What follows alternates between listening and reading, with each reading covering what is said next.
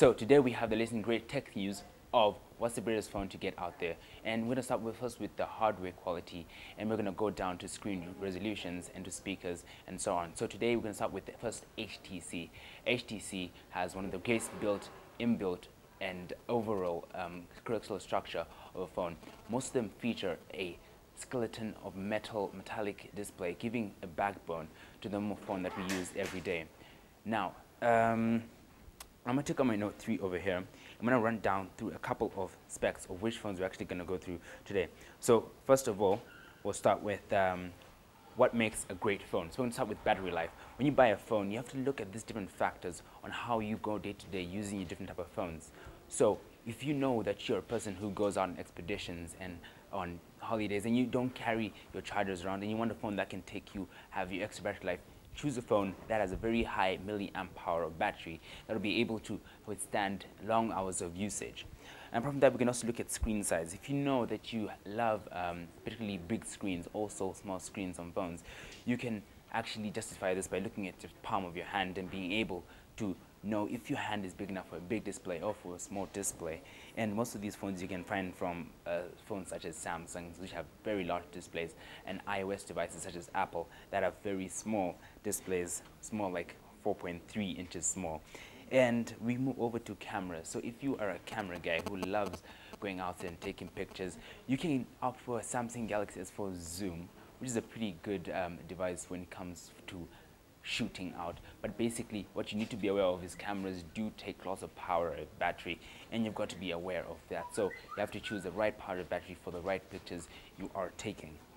Our following one will be the inside specs. So if you know that you're a person who likes editing, playing games, going on the internet, and you want a super fast device, all you have to do is look for a device that has very good specs in terms of rams and gigahertz per second. So basically, the higher the RAM, the more process and data your phone is able to process, and the higher the gigahertz, the faster it can take those processes. So most of the high-end phones out there right now do have pretty good gigahertz and RAM that are able to take you as fast as you go, blazing fast. Literally, most of the phones out there right now are faster than most PCs that you can get. So bearing in mind that the higher specs you do have is the faster your battery will drain. So you have to weigh and counterweigh in between those two form factors. Then we look at build quality.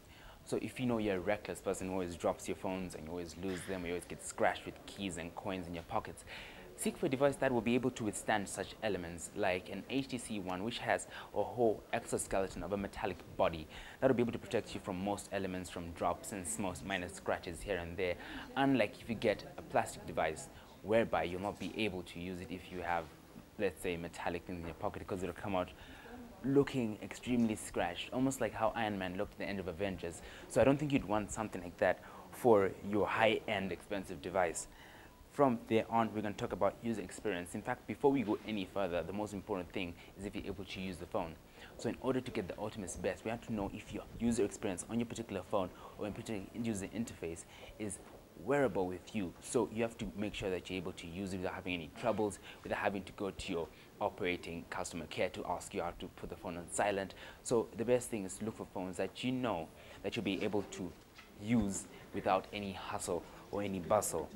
And our final one is calling and voice quality. I mean, this is where the main source of phones do come from. I mean, the first phone was just for calling and mainly communication, but this time they're enhanced with different type of features that make a phone better than how it was before. So make sure that your phone actually does have good speakers quality, because I mean, if you're phoning someone and you can't hear what they're saying, then you don't have a phone, you have a computer basically. So you have to make sure that your earpiece can hear what the other person is saying, and the other person can hear what you're saying clearly. So don't forget that form factor when you are acquiring for a new device. So that's basically it for what makes a phone a great phone. And you can opt for different type of devices according to your liking. So it's really, you can't force, I can't tell you which one to go out to get, because it's supposed to be you to know your liking and what you do in order to withstand a certain phone. Thank you very much for watching the show. Don't forget to leave a like on our Facebook page and follow us on Twitter for more tech news. And do subscribe to our channel. We have lots of stuff. Subscribe to our channel for more Geek Report. I'm Tendai. Thank you very much for watching, and see you next time. Bye.